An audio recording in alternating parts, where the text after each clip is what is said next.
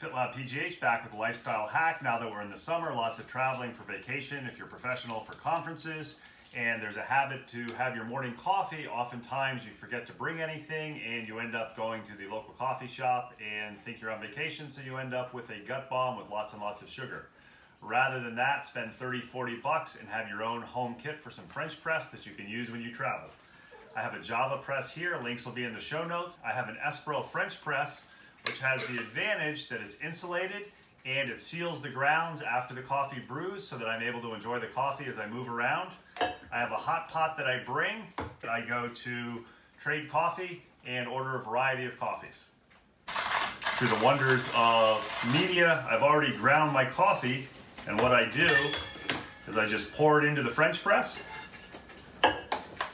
There's actually a handy little line on the French press of how high you fill it up with water.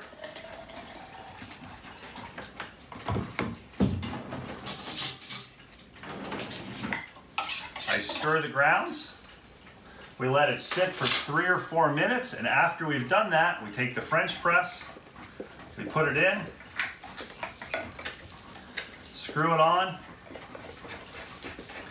and what we do is slowly, so we don't break it, we push down, so we're pushing against, we're French pressing the coffee down.